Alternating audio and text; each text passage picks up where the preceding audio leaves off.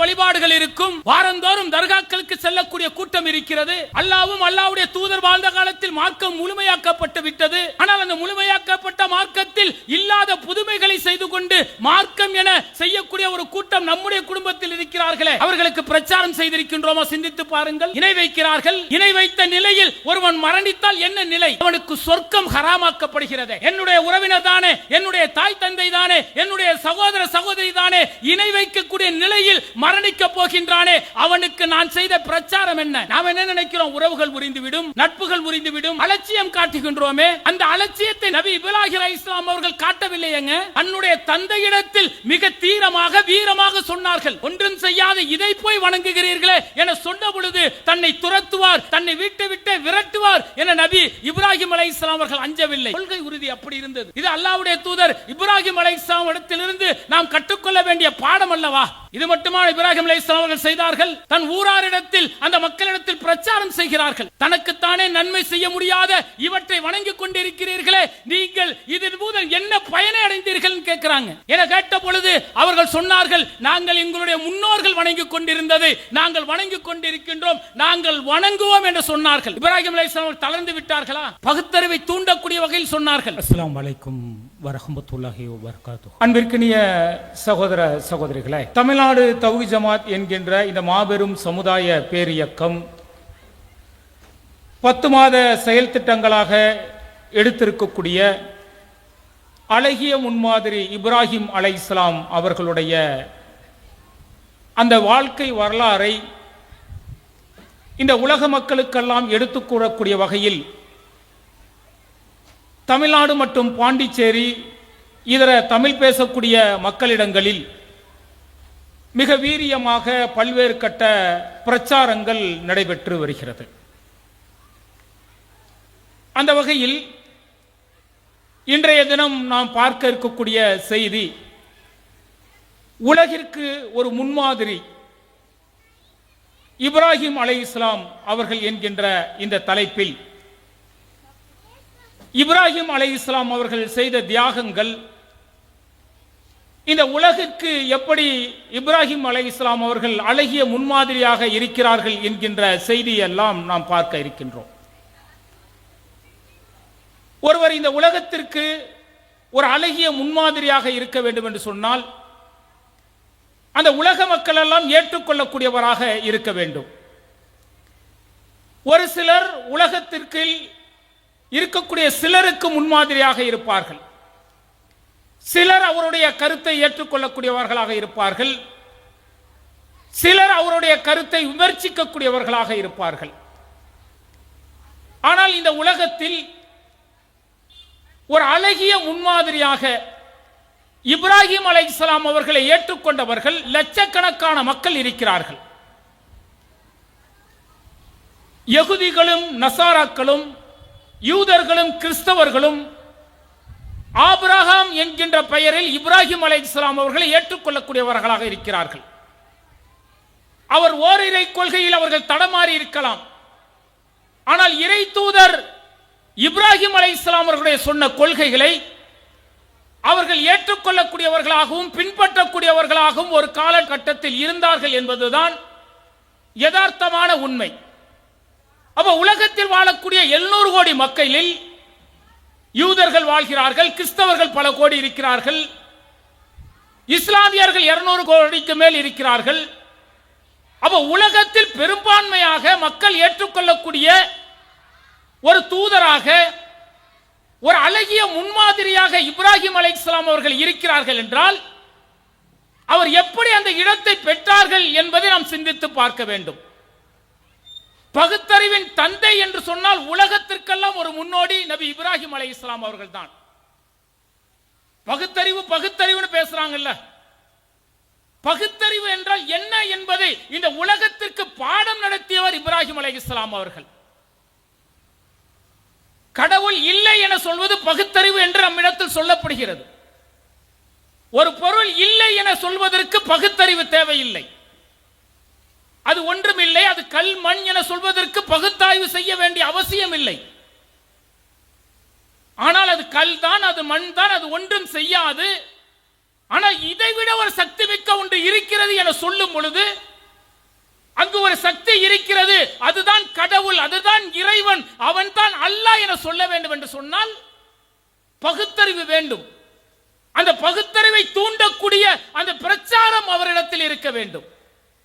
அது நபி இப்ராஹிம் அலைஹிஸ்ஸலாமிடத்தில் இருந்தது என்பதை அல்லாஹ் தஆலா தன்னுடைய அருள்மறையின் மூலம் நமக்கு பாடம் நடத்துகின்றான்.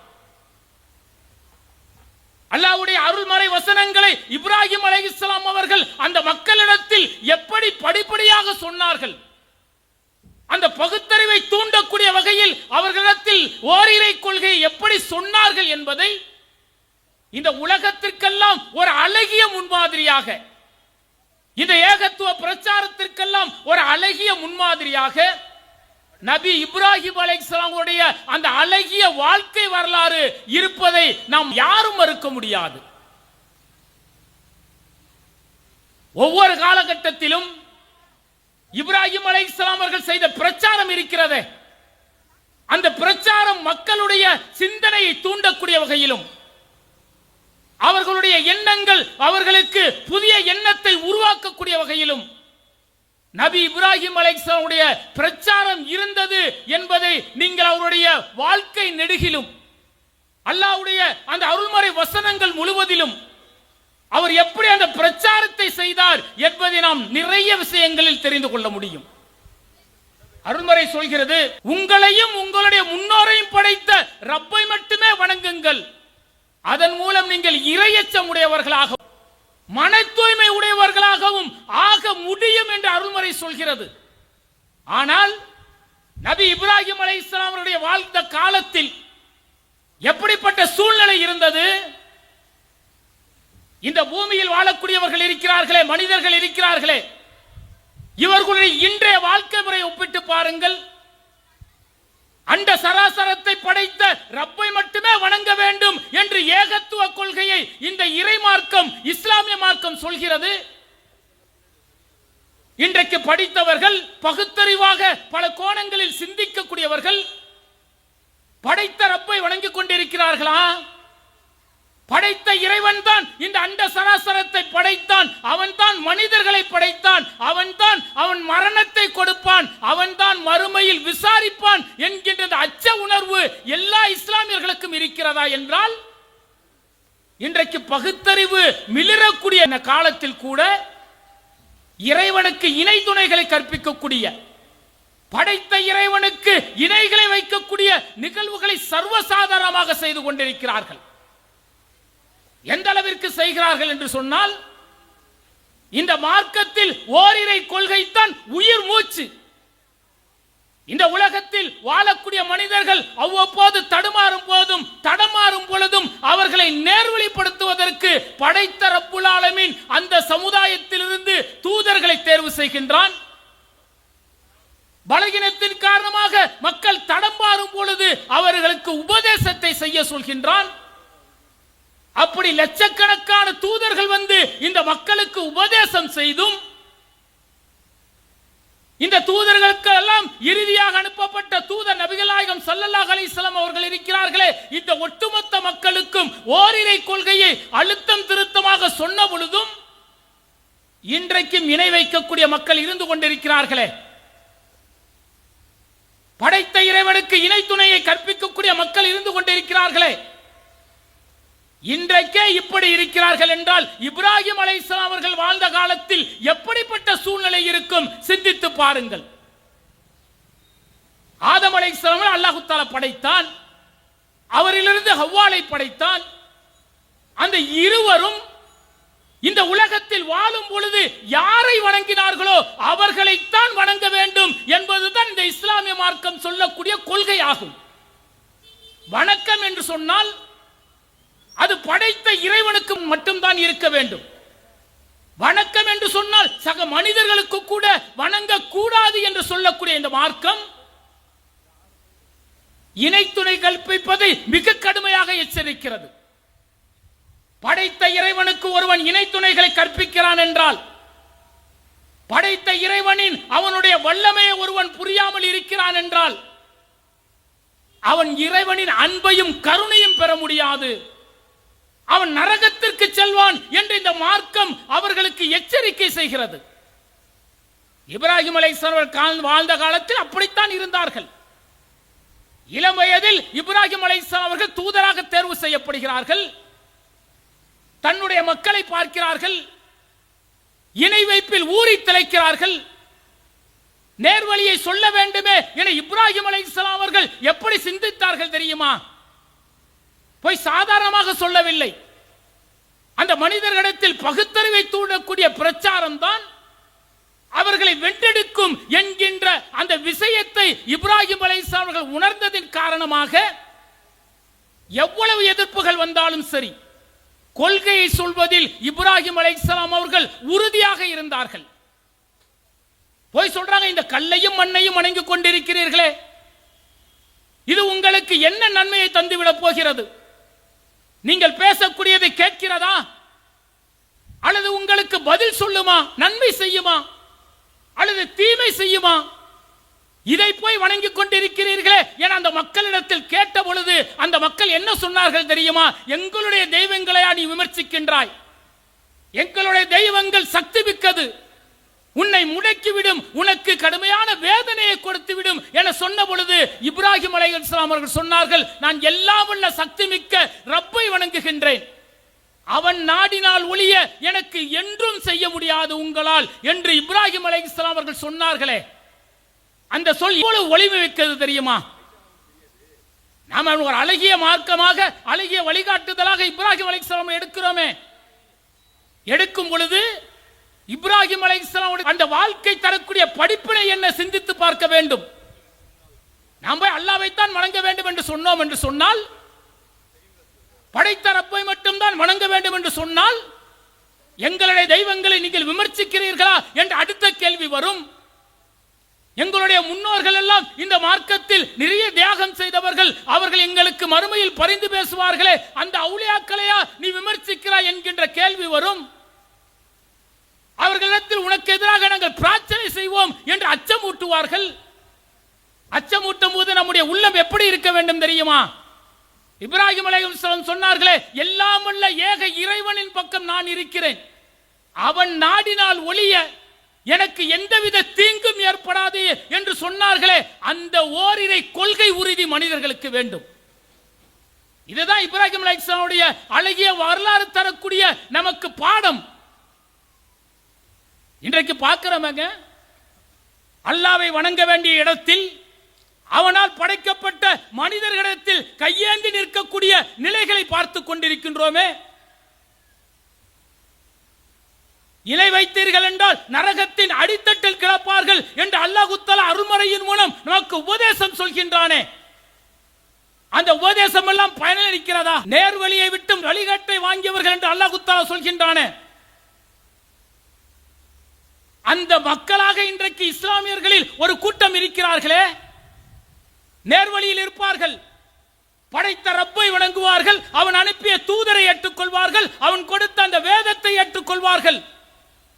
ஆனால் அல்லாஹ்வும் அல்லாஹ்வுடைய தூதர் சொன்னது மட்டும் மார்க்கம் அல்ல, அவர்கள் மட்டும் எங்களுக்கு போதாது, எங்களுடைய முன்னோர்கள் இருக்கிறார்கள், அந்த முன்னோர்களையும் நாங்கள் பிரார்த்திப்போம், அவர்களிடத்தில் கையேந்தி பிரார்த்தனை செய்வோம் என்று ஒரு கூட்டம் இருக்கிறதே.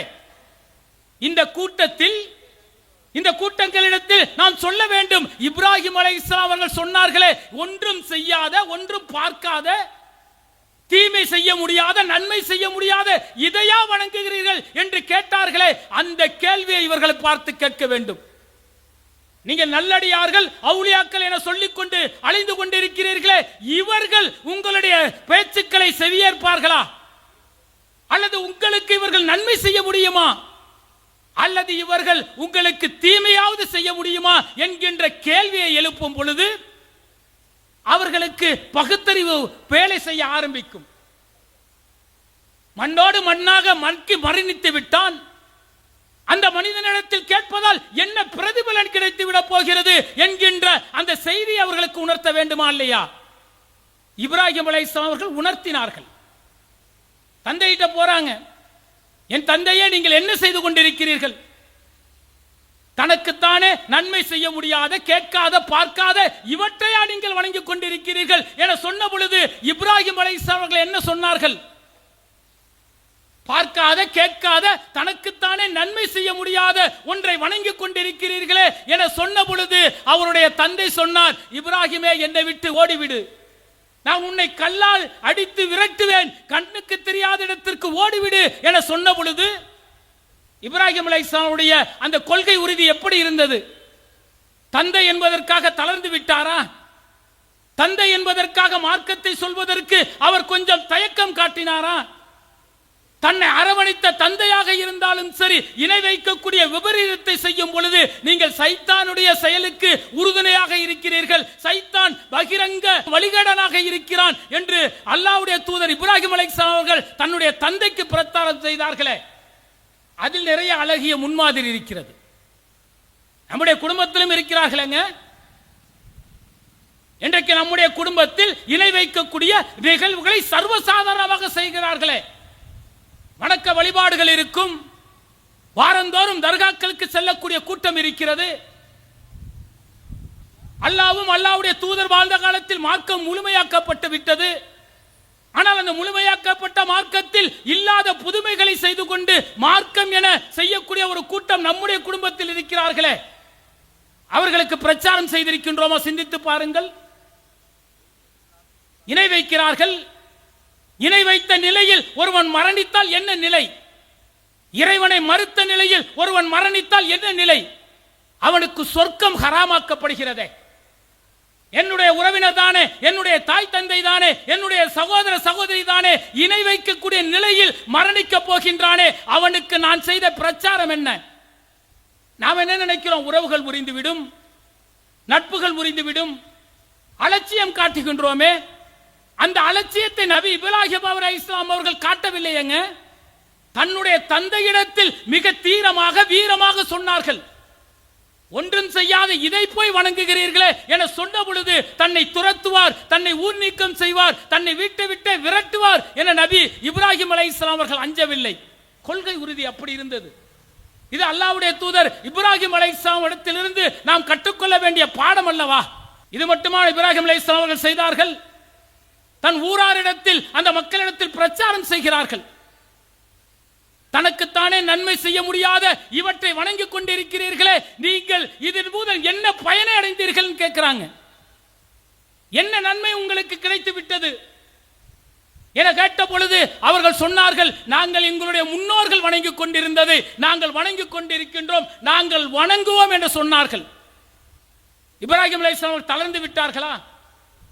ஊராரெல்லாம் ஒன்று கூடி இருக்கும் போது சொன்னார்கள், இது தன் ஒண்ணுமற்றது, சக்தியற்றது, இவர்களை உடைப்பேன் என சொன்னார்கள்.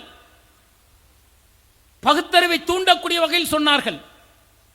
எப்படி உடைப்பேன் தெரியுமா? ஒரு நாள் நீங்கள் ஊருக்கு செல்கிறார்கள் எல்லோரும், அப்பொழுது எல்லா சிலைகளையும் உடைத்துவிட்டு அவர்கள் மீது அந்த கோடாரியை மாற்றிவிட்டு சொன்னார்கள், இதோ இருக்கிறதே இந்த பெரிய சிலை தான் மற்றவற்றை உடைத்து விட்டது என சொன்ன பொழுது அங்கு ஒரு கூட்டம் சொன்னார்களா, அது பேசாதே, பார்க்காதே, அது எப்படி உடைத்து இருக்கும் என சொல்லிவிட்டு நாம் தான் அநியாயம் செய்து விட்டோமோ என ஒரு கூட்டம் சிந்தித்தது என்று ரப்புல் ஆலமீன் சொல்கின்றானே. அந்த சிந்தனை உணர்வை நாம் ஏற்படுத்தியிருக்கிறோமா மக்களிடத்தில்? இணை வைக்கிறார்கள். படைத்த இறைவனின் வல்லமை தெரியவில்லை, படைத்த இறைவனின் அன்பு தெரியவில்லை, படைத்த இறைவன் வைத்திருக்கக்கூடிய நரகத்தை பற்றி அச்சம் இல்லை. தன்னைத்தானே செதுக்கிய மனிதன் அந்த செதுக்கியவற்றை இன்றைக்கு கடவுளாக காண்டு கொண்டிருக்கின்றானே. கல்லில் கலைநயம் பார்க்கலாங்க, கடவுளை பார்க்க முடியுமா? சொன்னால் பிரச்சனை வரும் என்கின்ற அச்சம் வருகிறதே, அந்த அச்சம் இப்ராஹிம் அலைஹிஸ்ஸலாம் இல்லை. பகிரங்கமாக போட்டு உடைத்தார்கள். இது ஒன்றும் செய்யாது, இதை போய் வணங்கிக் கொண்டிருக்கிறீர்களே என சொல்லி அவருடைய பகுத்தறிவை தூண்டக்கூடிய பிரச்சாரத்தை செய்தார்களே, அதில் நிறைய முன்னுதாரணம் நமக்கு இருக்கிறது. தளர்ந்து விடக்கூடாது. எப்படி படைத்தரப்பை நீங்கள் மறுக்கிறீர்கள்? அவன் தானே உங்களுக்கு உயிர் கொடுத்தான், அவன் தானே உங்களை மரணமடைய செய்வான், அவன் தானே மீண்டும் உங்களுக்கு உயிர் கொடுத்து அந்த மகசர் மைதானத்தில் நிறுத்தி விசாரிப்பானே, அந்த நாளை நீங்கள் மறந்து விட்டீர்களா என்று அல்லாஹ் தஆலா கேட்கிறான். இந்த அருள்மறை வசனங்களை மக்களிடத்தில் சொல்ல வேண்டாமா? உயிரை கொடுப்பவன் இறைவன், உயிரை எடுப்பவன் இறைவன். அதற்கு பிறகு மறுமை வாழ்வு உண்டு. அந்த மறுமை வாழ்வு மகத்துவமான அந்த வாழ்வு, அந்த வாழ்விற்கான சோதனை தான் இந்த உலக வாழ்வு. சொல்லி இருக்கின்றோமா? இப்ராஹிம் அலைஹிஸ்ஸலாம் மக்களுடைய மனநிலையை புரிந்து பிரச்சாரம் செய்தார்கள். பிரச்சாரம் செய்யணுங்க, அது பகுத்தறிவை தூண்டக்கூடிய வகையில் இருக்க வேண்டும். ஒரு நாள் இப்ராஹிம் அலைஹிஸ்ஸலாம் இரவு மூடிக்கொண்ட பொழுது நட்சத்திரத்தை பார்க்கிறார்கள். அது பிரகாசமாக இருந்தது. இதுதான் கடவுள் என்று சொன்னார்கள். அது மறைந்த பிறகு சந்திரனை சொன்னார்கள். அது மறைந்த பிறகு சூரியனை சொன்னார்கள். இவற்றையெல்லாம் மறைந்து விடுகிறது. நான் நீங்கள் இணை வைக்கக்கூடியவற்றை விட்டு நான் ஒதுக்கிக் கொள்கிறேன். வானத்தையும் பூமியையும் படைத்த ரப்புல் ஆலமீன் பக்கம் என்னுடைய முகத்தை திருப்பிக் கொள்கிறேன் என்று பிரச்சாரம் செய்தார்களே, அந்த பிரச்சாரத்தில் எந்த அளவிற்கு பகுத்தறிவு இருக்கு தெரியுமா? சந்திரனை பார்க்கும் பொழுது கடவுள் என்றார்கள். அந்த மக்கள் சிந்தித்தார்கள் கடவுள் என்று. ஆனால் அது மறைந்த பிறகு சொன்னார்கள், மறையக்கூடியது எப்படி கடவுளாக இருக்கும்? மிக பிரகாசமாக ஒளிரக்கூடிய சூரியனை பார்த்து கடவுள் என்று சொன்னார்கள். அது மறைந்த பிறகு சொன்னார்கள், அதுவும் மறைந்து விட்டது. மறைந்தவன் எப்படி கடவுளாக இருக்க முடியும்? மக்களுடைய அந்த பகுத்தறிவை அவர் சிந்திக்க வைத்தார்கள். அதுதான் இப்ராஹிம் அலைஹிஸ்ஸலாமுடைய அழகிய வரலாறு. பகுத்தறிவு ரீதியாக இந்த வாக்கத்தை சொல்ல வேண்டும். அதனாலதான் அல்லாஹ்வுடைய இறுதி தூதரை பார்த்து அல்லாஹ் தஆலா சொல்கின்றான், இந்த இப்ராஹிம் அலைஹிஸ்ஸலாமிடத்தில் அழகிய முன்மாதிரி இருக்கிறது, அவருடைய மார்க்கத்தை நீங்கள் பின்பற்றுங்கள் என்று நம்முடைய இறுதி தூதருக்கு அல்லாஹ் தஆலா சொல்கிறான் என்று சொன்னால் அவ்வளவு அழகிய முன்மாதிரி இருக்கிறது. அச்சப்பட மாட்டார்கள், கவலைப்பட மாட்டார்கள். யார் எதிர்த்து நின்றாலும் ஏகத்துவத்தை சொல்வதற்கு அழகிய முன்மாதிரியாக இப்ராஹிம் அலைஹிஸ்ஸலாம் அவர்கள் வாழ்ந்தார்கள் என்பதற்கு அடுக்கடுக்கான அத்தாட்சிகளை அல்லாஹ் தஆலா அருள்முறையின் மூலம் காட்டுகின்றான். நம்ருத் என்கின்ற மன்னனிடத்தில் நிறுத்தப்படுகிறார். மன்னன் கேட்கிறான், உன்னுடைய இறைவன் யார் என்று. அப்போது இப்ராஹிம் அலைஹிஸ்ஸலாம் சொல்கிறார்கள், என்னுடைய இறைவன் யார் தெரியுமா? என்னுடைய இறைவன் உயிரை கொடுப்பவன் அவன்தான், மரணத்தை கொடுப்பவன் அவன்தான் என சொன்ன பொழுது அந்த மன்னன் என்ன செய்தான்? எனக்கும் அந்த ஆற்றல் இருக்கிறது என்றான். அடுத்தது இப்ராஹிம் அலைஹிஸ்ஸலாமுடைய பகுத்தறிவான அந்த பதிலை பாருங்கள். அப்படி உனக்கு ஆற்றல் இருக்கிறதா? நீ இறைவனாக இருந்தால் என்னுடைய இறைவன் கிழக்கே சூரியனை உதிக்க வைக்கின்றான், நீ இறைவனாக இருந்தால் மேற்கே சூரியனை உதிக்க வை என சொன்ன பொழுது அந்த மனிதன், அந்த மன்னன் வாயடைத்து நின்றானே. இதுதான் பகுத்தறிவான பிரச்சாரம். இறைவன் யார்? பகுத்தறிவு கேட்கிறதே. இறைவன் எங்கிருக்கிறான்? அவனுடைய ஆற்றல் என்ன? பகுத்தறிவு கேட்கிறது. அதை வைத்து சொல்கின்றான், கடவுள் இல்லை என்கின்றான். கடவுளை கற்பித்தவன் முட்டாள் என்கின்றான். கடவுள் இருக்கிறார் என்பதற்கு அடுக்கடுக்கான ஆதாரங்களை அருள்மறை வசனங்கள் கொடுக்கிறதே. அந்த அருள்மறை வசனங்களை நாம் மேற்கோள் காட்டி பிரச்சாரம் செய்யலாமா இல்லையா? அல்லாஹ் சொல்கின்றான், நான் தான் மனிதர்களை கையினால் படைத்தேன். ஆதமை படைத்தேன், ஆதமிலிருந்து ஹவ்வாலை படைத்தேன், அந்த இருவரிலிருந்து தான் இந்த மனித குலத்தையே பல்கி பெருக செய்தேன் என்று ரப்புல் ஆலமீன் சொல்கின்றானே. அந்த அருள்மறை வசனத்தை மக்களிடத்தில் சொல்லுங்கள். மனிதர்கள் மனிதர்களாகத்தான் படைக்கப்பட்டார்கள் என சொல்லப்பட்டால் டார்வின் கொள்கையை சொல்வான். என்ன சொல்வான்? மனிதன் மனிதனாக படைக்கப்படவில்லை, பரிணாம வளர்ச்சி என்று சொல்வான். குரங்கு மனிதனானது என்று சொல்வான், மிருகங்கள் மனிதனானது என்று சொல்வான். கேள்வி என்ன? பகுத்தறிவாக கேட்பதாக அவன் நினைக்கின்றான். சரி, அவன்கிட்ட திருப்பி கேட்கணும். அப்ப ஒரு மிருகம் தான் மனிதனாக ஆனது என்று சொன்னால் இன்றைக்கு ஒரு குரங்கு மனிதனாக ஆக வேண்டுமே. 5000 ஆண்டுகள் அல்லது 10,000 ஆண்டுகள் ஆனால் ஒரு மிருகம் மனிதனாக ஆகிறது என்று சொன்னால் இன்றைக்கு எந்த மிருகம் மனிதனாக ஆனது? அவனிடத்தில் கேள்வி கேட்கணும் இல்ல? அவன் அடுத்தது நம்மை கேட்பான், மனிதனை மனிதன் தான் படைக்கிறான் தெரியுமா? இன்றைக்கு குளோனிங்கள் மூலம் ஒரு உயிரை இன்னொரு உயிர் படைக்க முடிகிறது என்று கேட்பான். அப்போதும் அருள்முறையை படைக்க வேண்டும். அருள்மறை இப்ராஹிம் அலைஹிஸ்ஸலாம் அவர்கள் எப்படி பகுத்தறிவாக பிரச்சாரம் செய்தார்களோ அதுபோல ஆயிரம் ஆயிரம் விஷயங்களை அருள்மறை நமக்கு உபதேசமாக சொல்கிறது. குளோனிங் மூலம் ஒரு மனிதனை இன்னொரு மனிதன் மூலம் படைக்கின்றான். ஒரு ஆடை அதே போல ஆடாக படைக்கின்றான். அவ படைப்பினம் இல்லையே, கடவுள் இல்லையே என்று கேட்பான். அப்போது அவனுடைய பகுத்தறிவை தூண்டக்கூடிய பிரச்சாரம் தேவை. ஒரு மனிதனை நீ இன்னொரு மனிதனாக உருவாக்க முடியும். ஒரு ஆடை அதே போல குளோனிங் முறையில் நீ உருவாக்க முடியும்.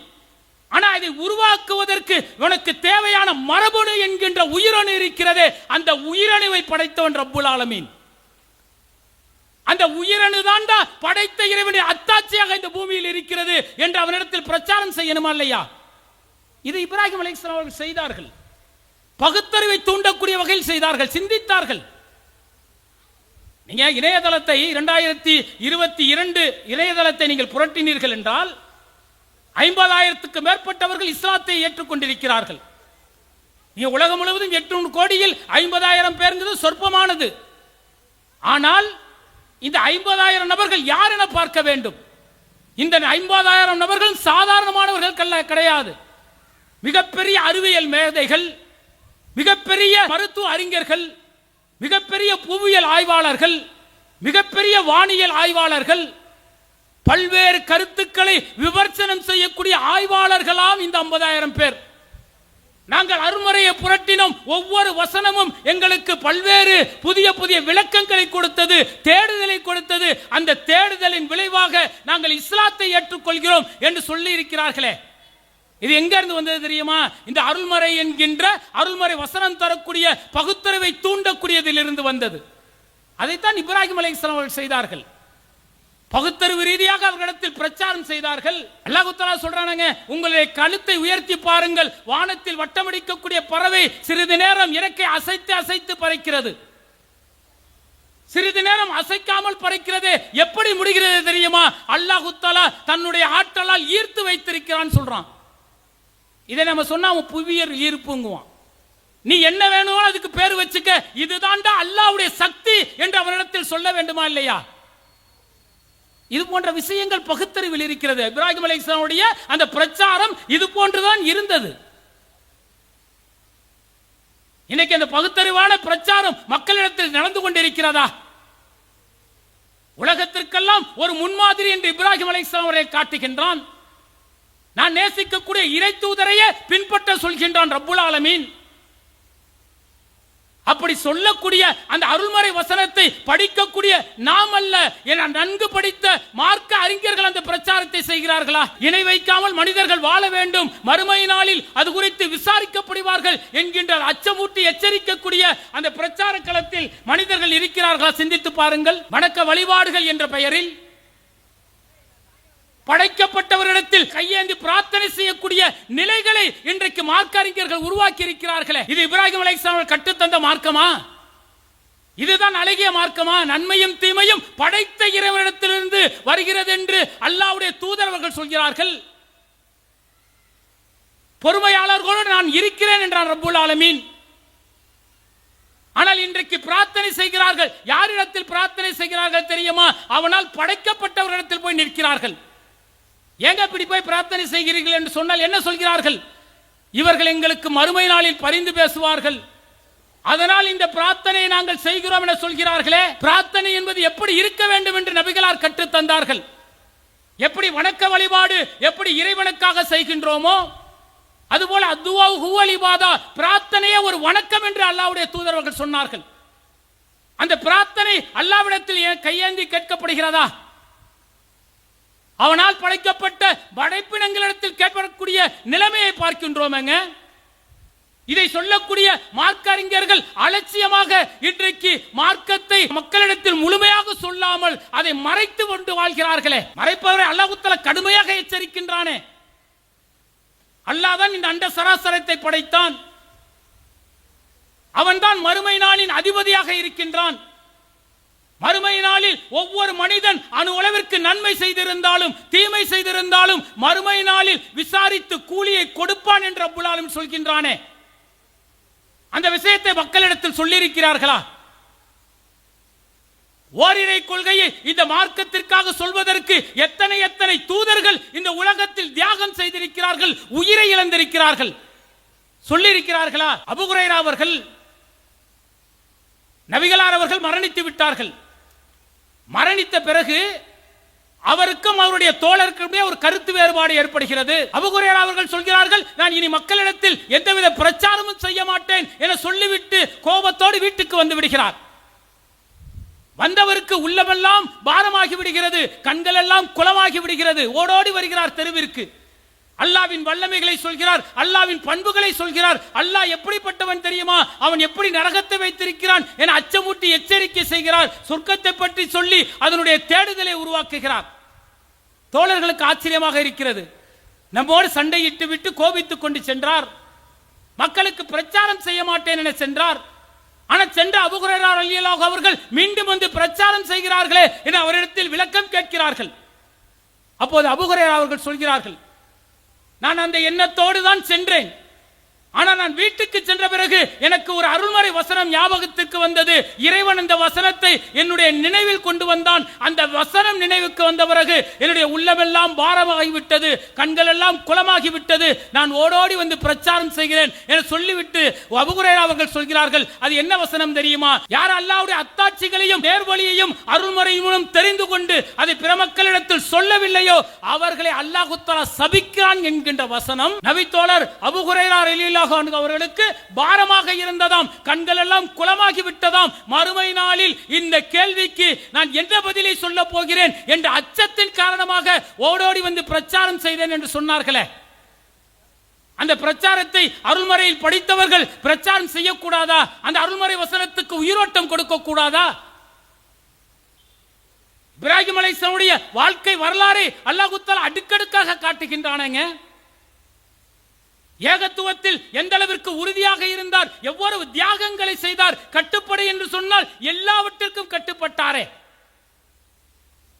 ஒன்றை செய்யுங்கள் என்று இறைவன் கட்டளையிட்டால் ஏன், எதற்கு, எப்படி நடக்கும், செய்ய முடியுமா என்ற எந்த கேள்வியும் இல்லாமல் இறைவனுடைய கட்டளை நான் கட்டுப்படுகிறேன் என்று கட்டுப்பட்டாரே. அந்த இப்ராஹிம் அலைஹிஸ்ஸலாமுடைய அந்த ஏகத்துவ பிரச்சாரத்தை சொல்ல வேண்டாமா? அருள்மறை வசனம் இருக்கிறது. அத்தமுருன் அன்னாஸ பில் பிர்ரி வதன்ஸௌன அன்ஃபுஸகும் அன்தும் ததுலுனல் கிதாப அஃபலா தாக்கிலூன். அருள்மறையை படித்துக் கொண்டு அடுத்தவருக்கு உபதேசம் செய்யக்கூடிய மக்களே, உங்களை நீங்கள் சிந்திக்க மாட்டீர்களா என ரப்புல் ஆலமீன் கேட்கிறான். ஒவ்வொரு அருள்மறை வசனமும் நம்முடைய உள்ளத்தை கிழித்து பார்க்கக்கூடியதாக இருக்கிறது. உபதேசம் செய்கின்றோம், நம்முடைய இல்லங்களில், நம்முடைய வீடுகளில் நமக்கு அக்கம் பக்கம் இருப்பவர்கள் இணை வைக்கக்கூடிய நிலையில் இருக்கிறார்களே. அவர்கள் இஸ்லாமியர்களாக இருந்தாலும் சரி, இஸ்லாம் அல்லாதவர்களாக இருந்தாலும் சரி, அவர்களிடத்தில் பிரச்சாரம் செய்ய வேண்டாமா? பிறருக்கு உபதேசம் செய்கின்றேன், எனக்கு அருகாமையில் இருக்கக்கூடியவர் இணை வைப்பை பற்றி தெரியாமல், அச்சமில்லாமல், பயமில்லாமல் வாழ்கிறாரே, அவருக்கு சொல்ல வேண்டுமே. ஆனா மக்கள் என்ன நினைக்கிறார்கள்? அல்லாஹ் யார், அல்லாஹ்வுடைய வல்லமை என்ன, அல்லாஹ்வுடைய பண்புகள் என்ன? இப்ராஹிம் அலைஹிஸ்ஸலாம் அவர்கள் இந்த ஏகத்துவத்திற்காக எவ்வளவு தியாகம் செய்தார்கள், ஏகத்துவ பிரச்சாரத்தை எப்படி அடுக்கடுக்காக எடுத்து வைத்தார்கள், சொல்ல வேண்டுமா இல்லையா? அதுதானங்க இதனுடைய செயல் திட்டம். நான் புரிந்து கொண்டிருக்கிறேன். இப்ராஹிம் அலைஹிஸ்ஸலாம் எவ்வளவு ஏகத்துவத்திற்காக தியாகம் செய்தார்கள். ஏகத்துவ கொள்கையை சொல்வதற்காக ஊரை விட்டு வந்தார்கள், உற்றார் உறவினர்களையும் இழந்தார்கள், எல்லாவற்றையும் இழந்து பிரச்சாரம் செய்தார்கள் என்று எனக்கு தெரியும். என சொல்லக்கூடிய மனிதன் என்ன செய்கிறான் தெரியுமா? மத நல்லிணக்கம் என சொல்லிக்கொண்டு மாற்று மத மக்கள் வரக்கூடிய அந்த விழாக்களுக்கு அவர்கள் விக்கிரகங்களை கொண்டு வரும் பொழுது அதற்கு மாலை அணிவிப்பதும், அதற்கு பாலாபிஷேகம் செய்வதும், அதற்கு தண்ணீர் ஊற்றி வரவேற்பதையும் இன்றைக்கு இஸ்லாமியர்கள் செய்து கொண்டிருக்கிறார்களே. இது இணை வைப்பின் உச்சம் அல்லவா? இப்ராஹிம் அலைஹிஸ்ஸலாமுடைய வரலாறை தெரிந்து கொண்ட நான், இப்ராஹிம் அலைஹிஸ்ஸலாம் ஓரிரை கொள்கையை புரிந்து கொண்ட நான், மத நல்லிணக்கம் என்ற பெயரில் இப்ராஹிம் அலைஹிஸ்ஸலாம் சொன்னதற்கு முற்றிலும் மாற்றாக இணை வைக்கக்கூடிய நிகழ்வுகளை செய்து கொண்டிருக்கின்றேனே, அதில் நான் பங்கேற்கணுமா? அவரோடு சண்டை போட வேண்டாம். அவர்களுக்கு உணவை கொடுப்போம், முடிந்த பொருளாதாரத்தை தொடுவோம், அவருடைய துன்பங்களில், அவருடைய கஷ்டங்களில் பங்கேற்போம். அவருக்கு ஒரு துறை என்று சொன்னால், குறை என்று சொன்னால் முன்னின்று எல்லா சேவைகளை செய்வோம். ஆனால் ஓரிரை கொள்கை என்று வந்து விட்டால், நீ வேறு நான் வேறு, நீ வணங்கியதை விட்டு நான் ஒதுக்கிக் கொள்கிறேன் என்று இப்ராஹிம் அலைஹிஸ்ஸலாம் அவர்கள் உறுதியாக இருந்தார்களே, அந்த அழகிய முன்பாதை நமக்கு வேண்டாமா? சர்வசாதாரணமாக இணை வைத்துக் கொண்டிருக்கக்கூடிய குடும்பங்களை பார்க்கின்றோம். இன்றைக்கு ஒரு சிலைக்கு சாம்பிராணி போட்டுக் கொண்டிருக்கின்றான். அத்தனை ஊடகங்களும் இதோ பாருங்கள் மத நல்லிணக்கம், இஸ்லாமியர்கள் செய்யக்கூடிய வரவேற்பை பாருங்கள். இது இஸ்லாம் இல்லைங்க, இது சொல்லல. அந்த மார்க்கத்தை நாம் குறை சொல்லவில்லை, அந்த மார்க்கத்தை நாம் குறை சொல்லுமாறு சொல்லவும் இல்லை, அதை செய்யவும் வேண்டாம். ஆனால் எதை மார்க்கம் என்று சொன்னார்களோ, எந்த ஓரிரை கொள்கைக்காக இப்ராஹிம் அலைஹிஸ்ஸலாம் தியாகம் செய்தார்களோ அதற்கு மாற்றாக இன்றைக்கு சர்வசாதாரணமாக மத நல்லிணக்கம் என்கின்ற பெயரில் மக்கள் இன்றைக்கு இணை வைக்கக்கூடிய விபரீதத்தை செய்கிறார்களே, இதை பற்றி மார்க்க அறிஞர்கள் பிரச்சாரம் செய்ய வேண்டாமா? மக்களிடத்தில் சொல்ல வேண்டாமா? சொல்ல வேண்டியது நமது கடமை அல்லவா? என்ன நினைக்கிறோம்னா அச்சம் வந்துருது. ஏதாவது சொன்னா பிரச்சனை வந்து விடுமோ, ஏதாவது சொன்னால் இன்றைக்கு பாசிசம் நம் மீது அடக்குமுறையை திணித்து விடுமோ என்கின்ற அச்சம் வருகிறது. அல்லாவை வணங்கி அல்லாவை மட்டுமே வணங்கக்கூடிய நான் முஸ்லிமாக இருக்கிறேன் என சொல்ல பொழுது அல்லாஹ் தஆலா என்ன செய்கிறான் தெரியுமா? அவர்களிடத்தில் ஒரு வானவரை அனுப்புகின்றான். நீங்கள் அச்சப்படாதீர்கள், கவலைப்படாதீர்கள், உங்களுக்கு வாக்களிக்கப்பட்ட சோனம் கொடுக்கப்பட்ட தீரும் என்று சொல்கிறார்கள். எப்போது தெரியுமா? நான் அல்லாவை மட்டுமே வணங்கக்கூடிய முஸ்லிமாக இருக்கிறேன். எவ்வளவு எதிர்ப்புகள் வந்தாலும், எவ்வளவு இன்னல்கள் வந்தாலும் ஏகத்துவத்தை பிரச்சாரம் செய்யக்கூடிய மனிதனாக இருக்கிறேன் என சொல்லும் பொழுதுதான் ரப்புல் ஆலமீன் என்ன செய்கின்றான்? ஒரு வானவரை அனுப்பி நீங்கள் அச்சப்படாதீர்கள், கவலைப்படாதீர்கள், உங்களுக்கு வாக்களிக்கப்பட்ட சோனம் கொடுக்கப்பட்ட தீரும் என்று சொல்கின்றானே ரப்புல் ஆலமீன். அதற்காக தான் இந்த பூமியில் வாழ்ந்து கொண்டிருக்கின்றோம். இப்ராஹிம் அலைஹிஸ்ஸலாமுடைய வாழ்க்கையில் நிறைய விஷயங்கள் இருக்கிறது. பிறருக்கு உபதேசம் செய்வது மட்டுமல்ல, நம்மை நாமே எப்படி வாழ வேண்டும் என்கின்ற உபதேசத்தையும் அல்லாஹ் தஆலா சொல்கின்றான். இன்னைக்கு இஸ்லாமியர்கள்ட்ட பாத்தீங்கன்னா ஒரு விதமான தயக்கம் இருக்கிறது, நடுக்கம் இருக்கிறது, ஒரு விதமான நம்பிக்கையில் குளறுபடிகள் இருக்கிறது. நடக்குமோ நடக்காதோ, இதுவெல்லாம் நடக்குமா என்கின்ற ஐயப்பாடு மனிதர்களிடத்தில் இருக்கிறது.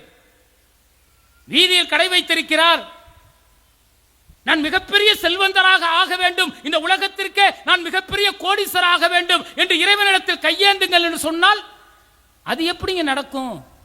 நான் வீதியில கடை வச்சிருக்கிறேன், 10,000 ரூபாய் கூட ஒரு மாசத்துக்கு என்னால் சம்பாதிக்க முடியாது, ஆனால் நாட்டிற்கே உலகிற்கே நான் பணக்காராக முடியுமா என்ற அந்த அச்சம் இருக்கிறதே, அந்த அச்சம் நபி இப்ராஹிம் அலைஹிஸ்ஸலாத்தில் கிடையாது.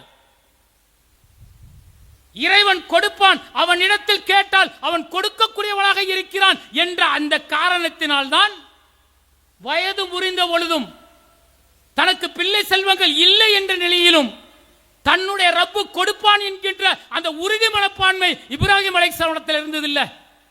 அந்த உறுதி மனப்பான்மை நம்மிடத்தில் இருக்கிறதா? அழகிய முன்மாதிரி இப்ராஹிம் அலைஹிஸ்ஸலாம் அவர்கள் என்று சொன்னால் 70 வயது கடந்து விட்டார்கள், தனக்கு குழந்தை பிறக்குமா என்கின்ற ஒரு நிலை அவருக்கே சந்தேகம் வரும் பொழுது படைத்த ரப்புல் ஆலமீன் கொடுப்பான் என்கின்ற உறுதி மனப்பான்மை இருந்ததே, அந்த உறுதி மனப்பாடு நம்முடைய வாழ்க்கை பயணிக்கிறதா? ஏதாவது கஷ்டம் வந்தால், துயரங்கள் வந்தால், துன்பங்கள் வந்தால், ஏன்டா எனக்கு இப்படி சோதனை ஏற்படுகிறதோ தெரியவில்லையே, இதுவெல்லாம் நடக்குமா, இதால் என்னால் செய்ய முடியுமா என்று முடங்கி போய் விடுகின்றோமே. அல்லாவின் மீது தவக்கல் வைக்காமல், அல்லாவின் மீது நம்பிக்கை வைக்காமல். ஆனால் இப்ராஹிம் அலைஹிஸ்ஸலாம் வைத்தார்கள். தன்னுடைய மனைவியும் பச்சிலம் குழந்தைகளையும் படைத்த இறைவன் விட்டு விட்டு வாங்கல் என்று சொன்ன பிறகு அடுத்த நிமிடமே அதற்கான ஆயத்தமானார்களே. இது இறை கட்டளை என்று சொன்ன பிறகு அவருடைய மனைவியும் இஸ்மாயில் அலைஹிஸ்ஸலாம் அவர்களும் அமைதியாக இருந்தார்களே, அது நமக்கு தரக்கூடிய பாடம் என்ன? இறை கட்டளை என்று சொன்னால் அமைதியாக ஏற்றுக்கொள்ள வேண்டும் என்கின்ற பாடத்தை கற்றுத் தந்தார்களே இப்ராஹிம் அலைஹிஸ்ஸலாம் அவர்கள். அந்த கட்டுப்படுதல் நம்மிடத்தில் இருக்கிறதா? சிந்தித்து பாருங்கள்.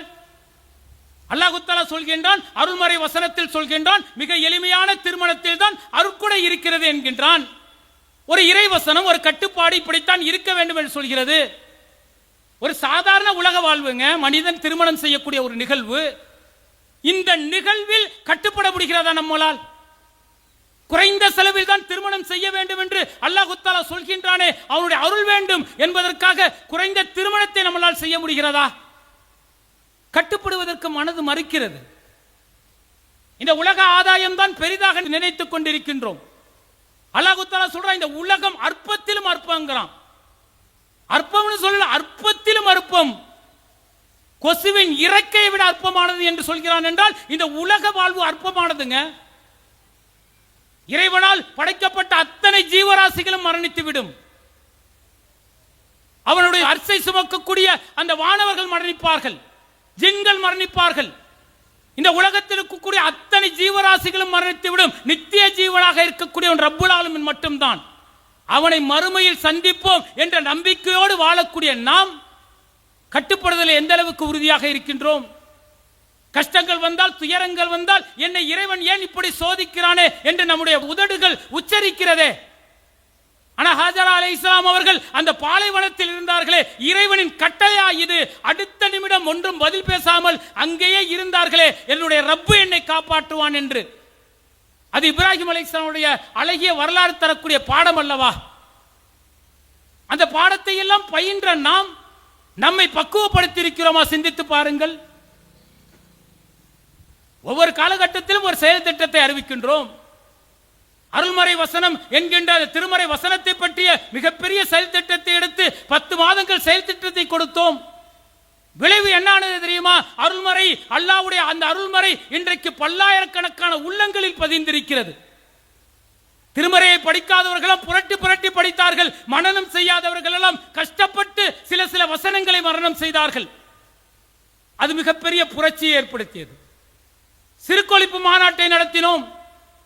இன்றைக்கு தர்காக்கள் எல்லாம் காற்று வாங்கி கொண்டிருக்கிறது. இணை வைத்தால் இறைவனுடைய கடுமையான வேதனை கிடைக்கும் என்பதால் தர்காக்களுக்கு செல்லக்கூடிய தமிழர்களுடைய எண்ணிக்கை குறைந்து விட்டதே. அது நாம் நடத்திய புரட்சி அல்லவா? இளைஞர்கள் சினிமா நடிகர்களை ரோல் மாடலாக வைத்திருப்பார்கள், கிரிக்கெட் பிளேயர்களை ரோல் மாடலாக வைத்திருப்பார்கள். நீ இந்த உலகத்திற்கு ஒரு மனிதனை ரோல் மாடலாக வைக்க வேண்டும் என்று சொன்னால், வழிகாட்டியாக வைக்க வேண்டும் என்று சொன்னால், நபிகளாரைத்தான் நீ வழிகாட்டியாக வைக்க முடியும் என்று முஹம்மது ரசூலுல்லாஹ் மாநாட்டை நடத்தினோமே. அதனுடைய விளைவு என்ன தெரியுமா?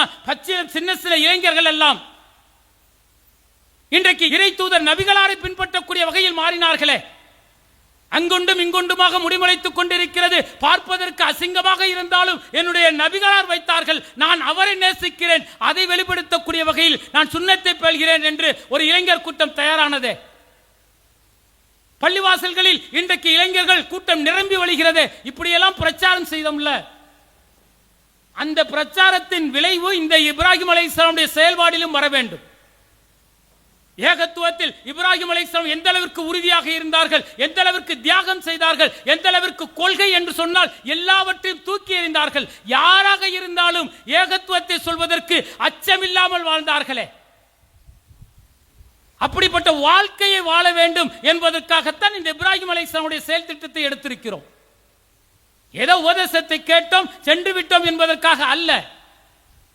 10 மாத செயல் திட்டங்களும் நம்மிடத்தில் பலவித மாற்றங்களை உருவாக்க வேண்டும். இயன்ற அளவிற்கு, என்னால் முடிந்த அளவிற்கு எனக்கு எதிராக இருக்கக்கூடிய நண்பர்கள், விரோதிகள் யாராக இருந்தாலும் சொல்லி மார்க்கத்தை சொல்வேன். அது எவ்வளவு எதிர்ப்புகள் வந்தாலும் செய்வேன் என்ற அந்த உறுதி மனப்பான்மை நமக்கு தேவை. கஷ்டங்கள் வரும், துயரங்கள் வரும், துன்பங்கள் வரும், நான் கட்டுப்படுகின்றேன். இறைவனுடைய கட்டளை இதுதான் என்று சொன்னால் நான் பொறுத்துக் கொள்வேன் என்ற அந்த பொறுமை மனிதர்களுக்கு வேண்டும். அது இப்ராஹிம் அலைஹிஸ்ஸலாம் கற்றுத்தந்தது.